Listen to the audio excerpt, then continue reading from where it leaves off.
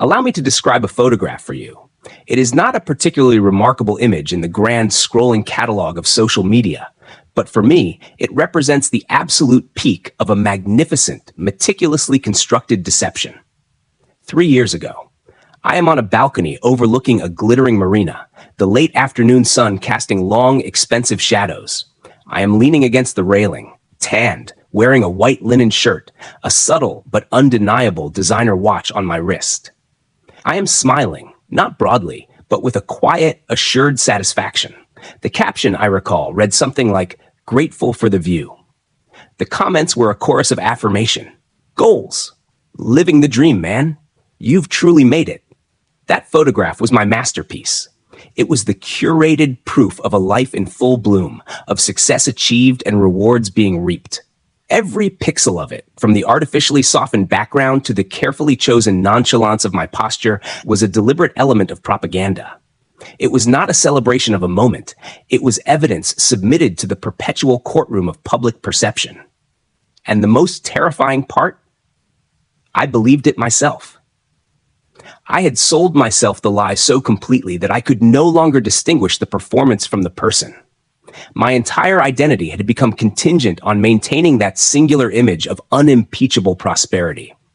Beneath that sun-drenched surface, however, the foundations were not merely shaky. They were actively dissolving. The lifestyle you perceived was engineered by a complex and increasingly desperate financial apparatus. My reality was a precarious ballet of shifting liabilities, a game of three-card Monte played with my own future. The luxury apartment was a short-term rental, paid for with a credit card that had reached its limit the month prior. The watch was leased through a questionable online service that reported to collections agencies if you were a day late. The travel, the dinners, the entire aesthetic of affluence were funded not by capital, but by credit. And not the responsible, leveraged kind. This was a frantic, soul-consuming reliance on the temporary liquidity of plastic. My methodology was a textbook case of financial self-sabotage, dressed in the arrogant garb of cleverness. I operated on what I called the perpetual float.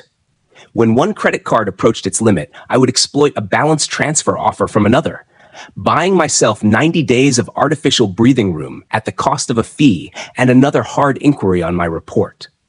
I became a connoisseur of introductory APR periods. My wallet was a library of plastic, each card representing not a financial tool, but a temporary life raft.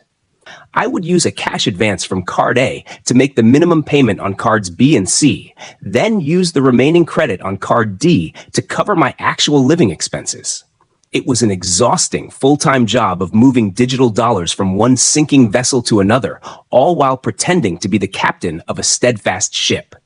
Psychologically, I had constructed an elaborate narrative to justify the chaos. I told myself that my low credit score, a pathetic 480 at its nadir, was an irrelevant bureaucratic metric.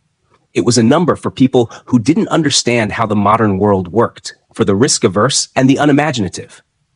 My metric, I insisted, was experiential. It was the taste of the wine, the envy in a colleague's glance, the validation from a near stranger online. I had conflated cash flow with wealth and spending with success. The debt was an abstract, a future problem for a future, more successful version of myself who would effortlessly clear the slate. The present tense me was entitled to the rewards now. This cognitive dissonance was my primary fuel. I was not living beyond my means. I was, in my own distorted logic, investing in the brand of me, and the returns were the likes and the perceived social capital. The first true crack in the facade did not arrive with a dramatic crash, but with a quiet, piercing humiliation. It was personal, not yet systemic. My girlfriend at the time, a wonderful, pragmatic woman who deserved far better, had begun to talk about our future. She wanted us to find a proper home together, a place with a lease longer than 6 months where we could build something. I, of course, agreed enthusiastically, the performance already running on autopilot. We found a beautiful, modern apartment in a neighborhood that signaled a certain arrival. It was the logical next step in the story I was telling. We met the property manager, a polite man in a crisp shirt. The conversation was light, hopeful. He handed me the application. As I filled it out, a familiar, cold trickle of anxiety began in my chest, but I smothered it with bravado. It's just a formality, I told myself. He took the application and, as is standard practice, said he would run a quick credit and background check. It'll just be a minute, he smiled. He invited us to wait in the sleek leasing office. 5 minutes passed, then 10. I made nervous jokes about the slow internet. My girlfriend smiled, oblivious.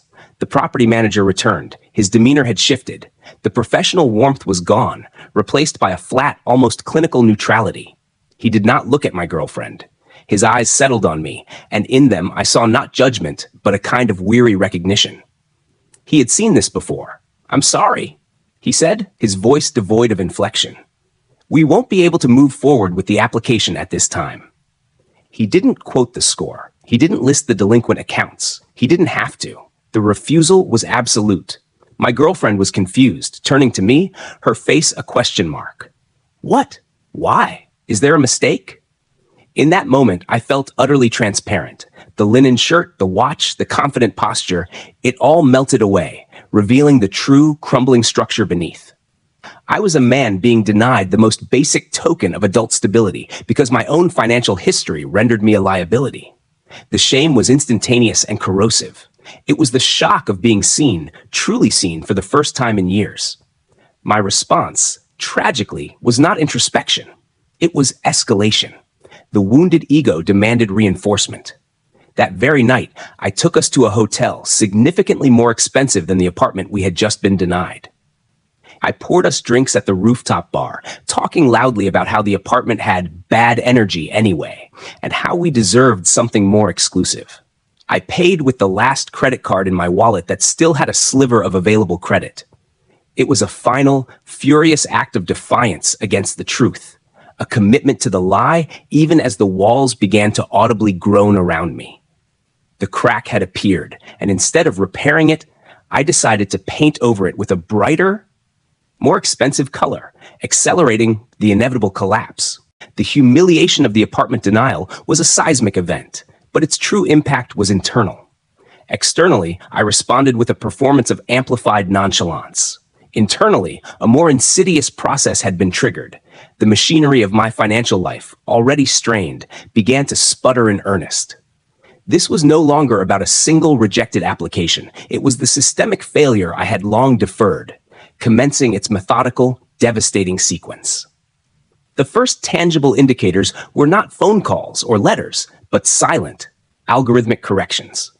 Creditors began to exercise the protective clauses buried deep within their cardholder agreements.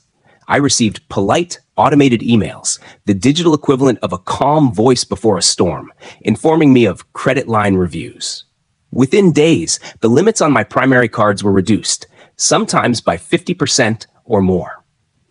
A card with a $10,000 limit, of which I was using $9,800, would suddenly be reduced to a $5,000 limit. Instantly, I was thrust over the allowed ratio, triggering over-limit fees and punitive interest rate hikes. These were not punitive actions from a human, but cold risk management protocols from mainframe computers. They had identified me as a statistical anomaly, a liability, and were quietly withdrawing their support. My perpetual float now had holes, and the water was rushing in faster than I could bail. Simultaneously, I became aware of a new, chilling notation on my credit report. Account review, hard inquiries initiated by my own existing creditors. They were not just watching, they were actively investigating, pulling my report to witness the accelerating decay in real time. It felt like being a patient whose own doctors were ordering tests solely to confirm the terminal prognosis. Then, the calls began. Initially, they maintained a veneer of professional courtesy. Robotic, automated voices reminding me of a payment now past due. Then, human operators with scripted empathy. "We've noticed you've missed a payment. Is everything okay?" I mastered the art of the deflective promise. "There's been a banking error," I'd say, or "the payment is in the mail." I created a labyrinth of lies for different departments, losing track of which story I had told to whom. The calls multiplied, becoming a persistent, low-grade hum of anxiety in my daily life. My phone, once a tool of social and professional connection, transformed into a source of dread. It was at this point, in a state of panic masquerading as strategic genius, that I made the single most catastrophic decision of the entire ordeal. I elected for a strategic default. The logic in my distorted thinking was flawlessly pragmatic. I was hemorrhaging money to minimum payments that did nothing to reduce the principal. The interest and fees were a financial death by 1,000 cuts. My credit score was already in ruins. So I reasoned, why continue the charade? If I ceased all payments entirely, a complete surrender to the debt, I could stockpile the cash I was currently scattering to the winds. I would let the accounts charge off, let them go to collections. Then, in 6 months or a year, I would use my accumulated war chest to negotiate lump sum settlements for pennies on the dollar. I viewed it as a ruthless financial reset, a tactical retreat that would allow me to re-engage from a position of cash-backed strength. The immediate effect was perversely liberating. For the first time in years, a significant portion of my income was not instantly vacuumed up by creditors. My checking account balance, while still anemic, showed a positive number that lingered beyond the next due date. The relentless mental calculus of which payment to make with which dwindling asset ceased. For approximately 60 days, I experienced a bizarre, tranquil interlude. The calls diminished, as my accounts were likely being transferred from the delinquency department to the recovery or collections division. I misinterpreted this administrative silence as victory. I felt a smug sense of having outsmarted the system. The quiet, I told myself, was the sound of my plan working. The avalanche began not with a whisper, but with a roar. The silence shattered one Tuesday morning. The calls returned, but their character was fundamentally altered. They were no longer from the 1-800 numbers of major banks. They came from area codes I did not recognize, from states where I had never lived. The voices on the other end were not reading from scripts about customer care. They were abrasive, confrontational, and designed to instill fear. I recall one call with particular, visceral clarity. The collector did not offer a greeting. He launched directly into a rapid-fire recitation of my personal information, the last 4 digits of my social security number, old addresses, establishing a terrifying intimacy. His tone was one of pure contempt. You owe $8,422.07 to Major Bank. This is a serious legal matter. We need payment in full today, or we will be forced to proceed with legal judgment. Do you understand the implications of a judgment? We can garnish your wages. We can lien your assets. Is this really how you want to live? When I attempted my usual deflection, stuttering about a potential settlement, he cut me off. We don't do settlements. We do judgments. You have until 5 p.m. The line went dead. That call was a template. They came at all hours. They called my workplace, asking for me by name. They contacted distant relatives, fishing for information under the guise of locating me. My world shrank under this bombardment. I screened every call. My heart would pound at the vibration of my phone. The anxiety became a physical presence, a constant tightness in my chest and a tremor in my hands. The paper trail followed. Formal, legalistic letters on the letterhead of law firms specializing in debt collection arrived, their language dense with threats of civil action and post-judgment remedies. But the most psychologically devastating document was a notice of intent to garnish wages. It was not a generic threat. It named my employer, a company I had carefully kept insulated from my personal chaos. Seeing that name, the name that represented my last remaining shred of professional dignity, printed in stark black ink on a document about my financial failure, was a profound violation. It meant the walls between my personal disgrace and my professional life were about to be obliterated. The final, undeniable symbol of rock bottom arrived not in an envelope or through a phone call, but with an empty space. I awoke one morning to the sound of a truck engine and the crunch of gravel outside my rental. From my window, I saw a tow truck, its yellow lights flashing silently in the pre-dawn gloom. 2 men moved with efficient purpose. They hooked my car, a vehicle whose loan I had stopped paying months prior, and within minutes it was lifted and secured. I stood frozen, unable to intervene, watching as this tangible, necessary asset was repossessed. The truck drove away, leaving only a stain of oil on the driveway. As I stood there in the stillness, I noticed a curtain twitch in my neighbor's window. There was no sympathy in that fleeting glance, only a quiet, confirming curiosity. In that moment, I was no longer a man with a problem. I was the neighborhood spectacle, a cautionary tale made flesh. The unraveling was complete. I was exposed, immobilized, and utterly alone at the base of a mountain of my own creation. The silence that followed the repossession was absolute, and it was the most oppressive sound I had ever heard. It was not peace. It was the vacuum left after an explosion. The relentless calls from collectors seemed to pause momentarily, as if the system itself was acknowledging that it had stripped me of a major asset and was now recalculating its next move. This left me in a stark, terrifying solitude. The performative aspects of my life were gone. The girlfriend, unable to reconcile the man she thought she knew with the reality of the man hiding from creditors and now without transportation, had ended the relationship. My social circle, which was built on the currency of shared consumption, evaporated. Invitations ceased. My phone, once a source of anxiety, now lay dormant, its silence a different, more profound torture. I was alone with the architecture of my failure. The immediate, practical consequence was a debilitating logistical paralysis. Without a car, the second job I had recently taken, a warehousing gig I was too ashamed to tell anyone about, became inaccessible. I lost it. My primary income was now my sole income, and it was a number glaringly insufficient against the column of obligations. The anxiety metastasized from a psychological state into a physical one. I experienced chronic insomnia, lying awake for hours while my mind ran ceaseless, looping simulations of doom. My appetite disappeared. I lost a significant amount of weight, not from any healthy discipline, but from a sustained state of fight or flight that left my body exhausted and hollowed out. I would sit in meetings at my day job, nodding along while internally reciting the amounts I owed, the names of collection agencies, a silent, screaming liturgy of numbers and threats. The imperative to act, to somehow wrest back control, was overwhelming, but it was directionless. I was drowning in data points, emails, letters, numbers in my head, but I lacked the framework to understand them. One night, in the depths of this hopelessness, driven less by courage than by a desperate need to see the monster fully, I performed the single most important act of my financial life. I did not call a guru or read a book. I opened my laptop and created a blank spreadsheet. I titled it simply, The Reality. I began to input data, my hands cold and unsteady. I created columns: creditor, original debt, current balance, interest rate, status, current delinquent, charged off, collections, contact number. It was an archaeological dig into my own catastrophe.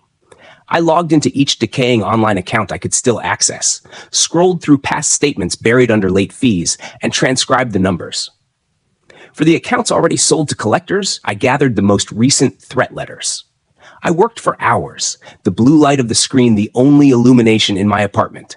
As the rows filled, a terrifying coherence emerged. This was not a collection of unfortunate mistakes.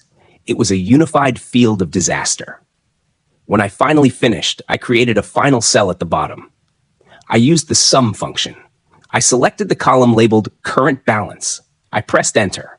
The number that appeared was more than a figure. It was a verdict.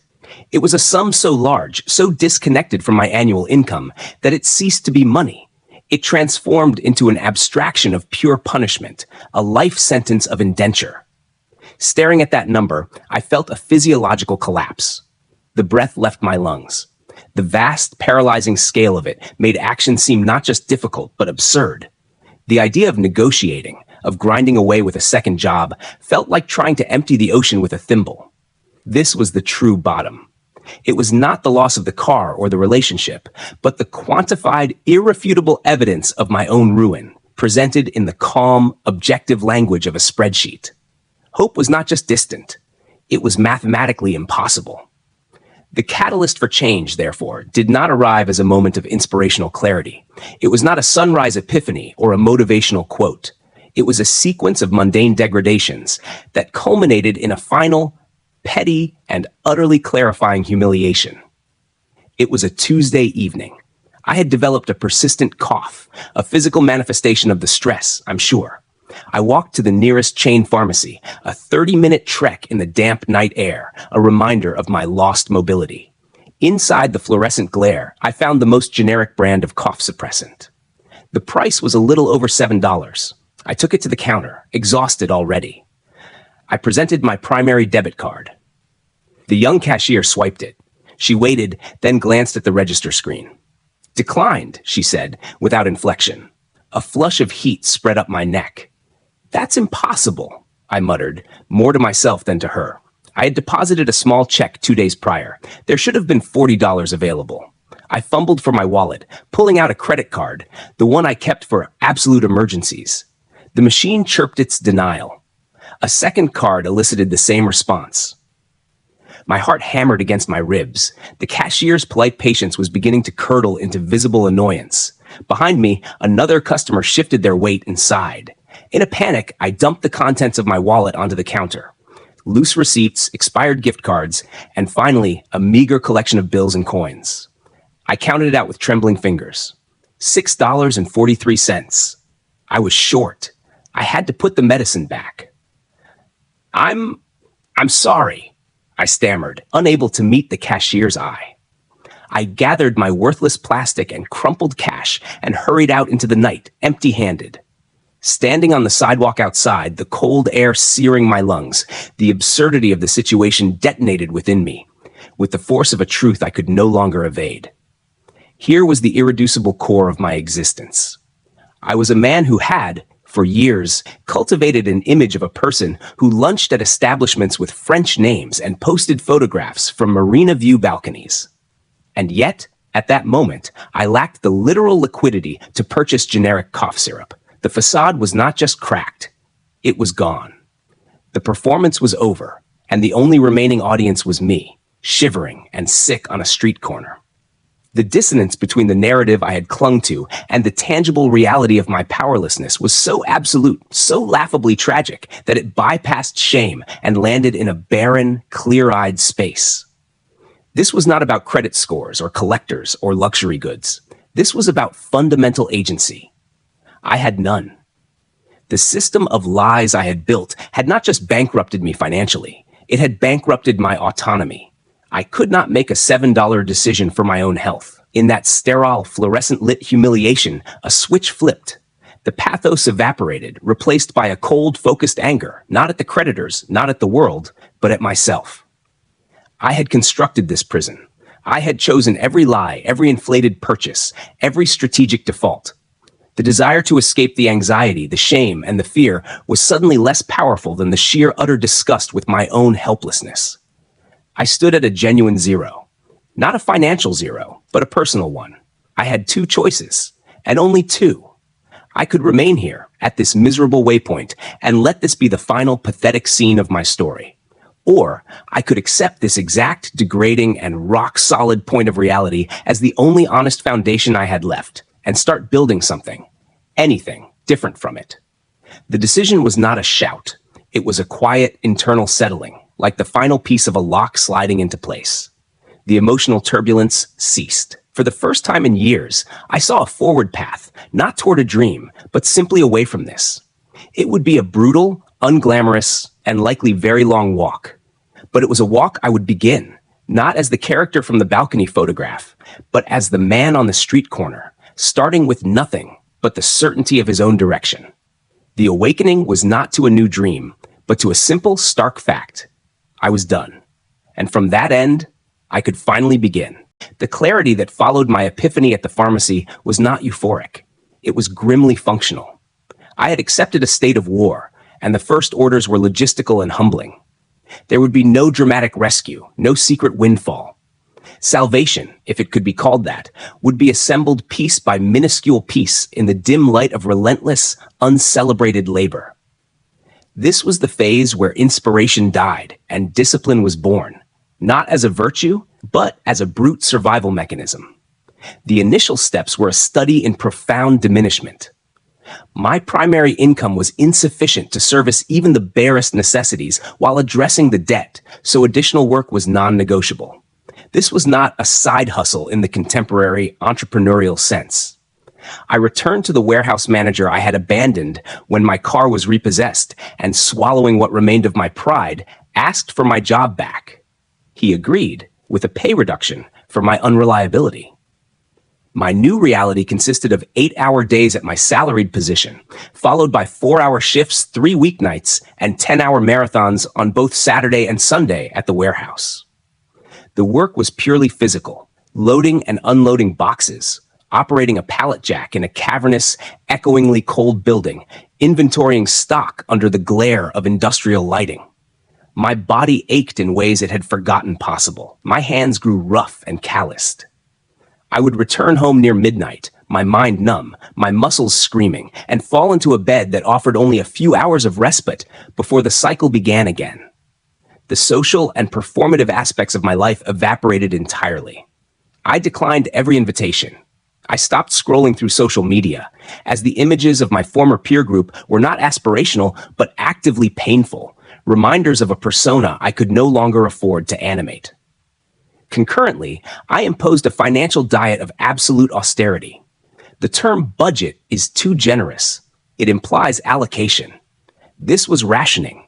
I created a new spreadsheet, far more brutal than the first. Its line items were elemental: rent, utilities, set at a bare minimum average, a weekly food allowance of $35, reserved for bulk rice, beans, eggs, and the cheapest available produce. A transportation budget for public transit to my jobs. There was no category for entertainment, for clothing, for haircuts, for coffee. I canceled every subscription, from streaming services to cloud storage. I sold whatever belongings had retained any value. The designer watch, of course, but also speakers, a camera, niche kitchen appliances I had never used. Each sale was a small, painful amputation, a shedding of the aesthetic I had once cultivated. The psychological adjustment was severe. The loneliness was palpable, but it was a clean loneliness, devoid of the frantic anxiety that had preceded it. It was the silence of a battlefield after the retreat, harsh but clear.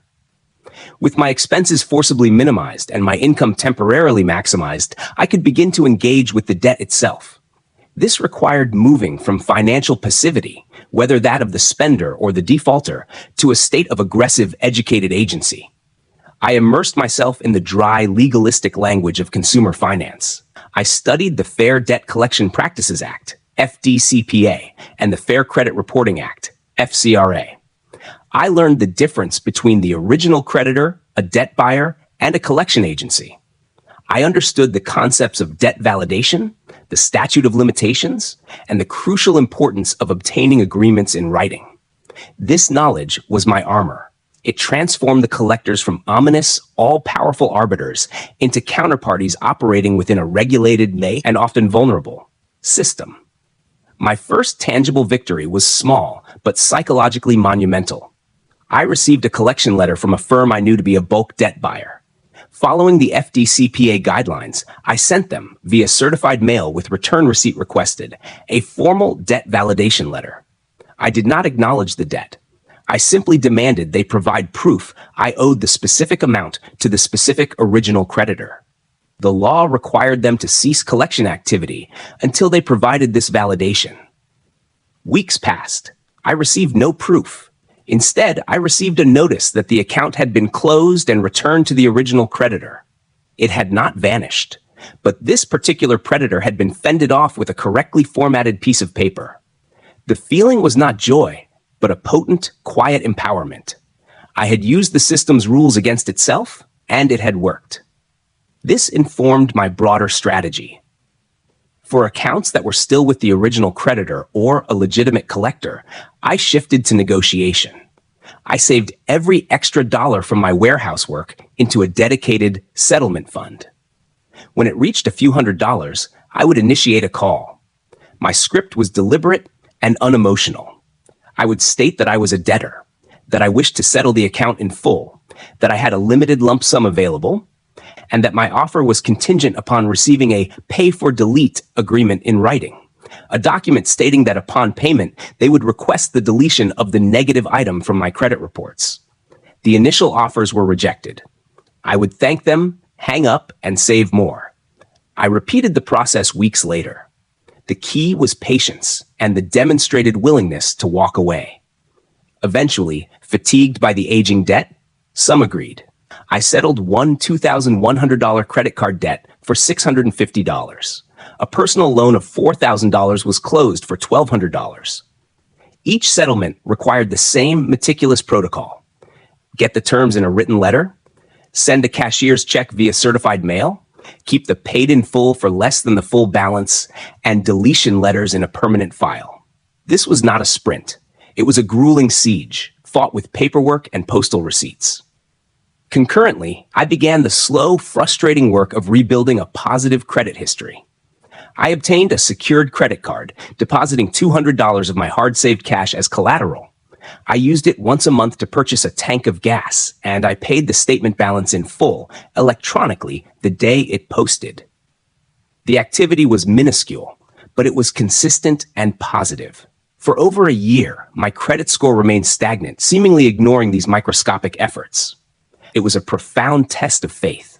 The ingrained instant gratification mindset that had fueled my downfall screamed for results.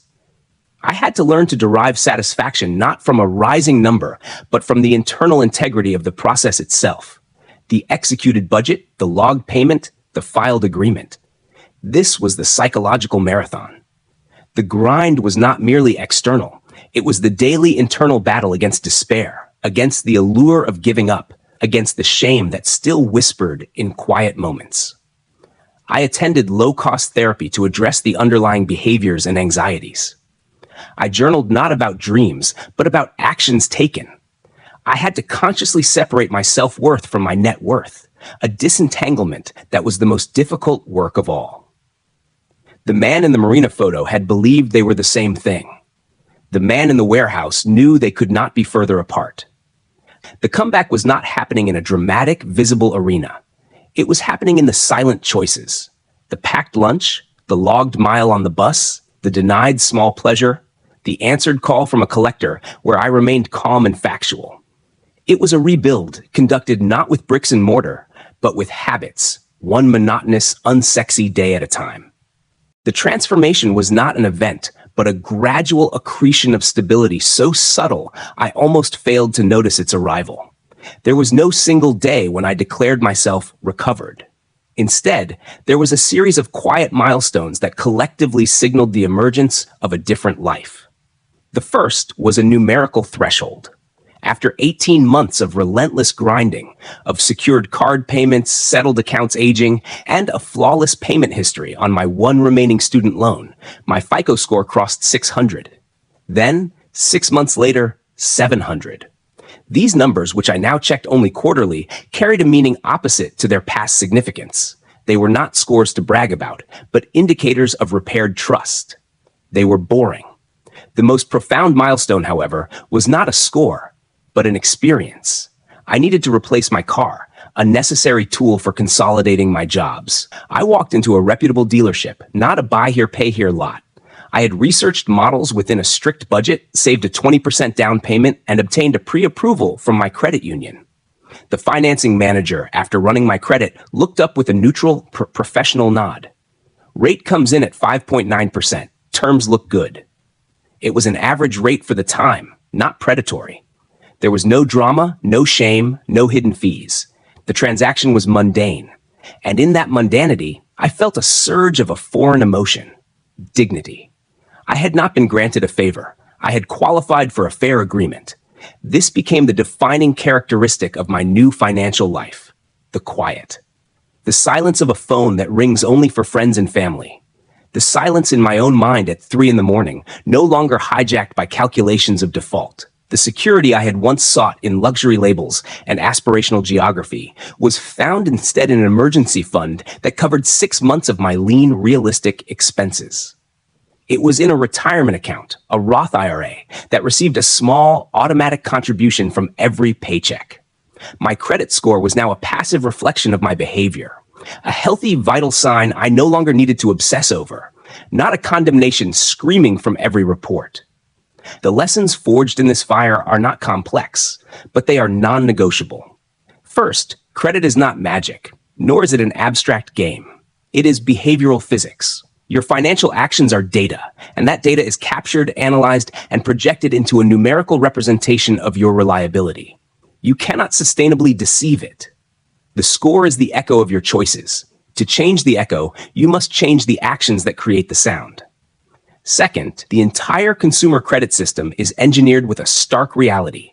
It is optimized for profit, not for your well-being. Its mechanisms, from teaser rates to penalty APRs to the lucrative sale of charged-off debt, are designed to capitalize on human error, impulsivity, and, most of all, ignorance. Your sole defense is not income, but knowledge. Understanding the FDCPA, the FCRA, the power of validation, and the art of negotiation is what turns you from prey into a participant, however reluctant. Finally, and most critically, you must perform the most difficult divorce of all, the separation of your self-worth from your net worth. They are different columns on the ledger of your life. I believed they were the same, and that conflation is what fueled the entire disaster. The spending to feel worthy, the shame when the facade cracked. Your value as a human being is immutable. Your financial health is a mutable condition, a set of skills and habits that can be learned, no matter how damaged the starting point. This brings me to you. If you are in that photograph I described at the beginning, curating the image, feeling the quiet panic when you check your balance, hearing the hollow ring of your own excuses, I understand. I was you. The lie is exhausting, and it gets heavier every day. If you are in the unraveling, the calls are haunting you, the letters are piling up, and you feel the cold dread of a garnishment or a repossession closing in, I know that terror.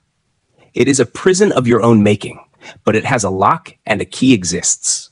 This channel, Credit Comeback Stories, exists for one reason: to forge and distribute those keys. We are not about vague inspiration. We are about the gritty, granular, unglamorous tactics of financial rehabilitation. We interview individuals who have navigated Chapter 13 bankruptcy and rebuilt. We dissect case studies of wage garnishment reversals.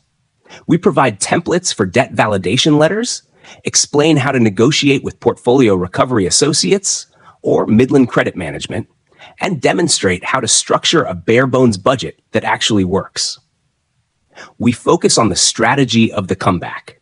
Your story does not have to end where mine almost did.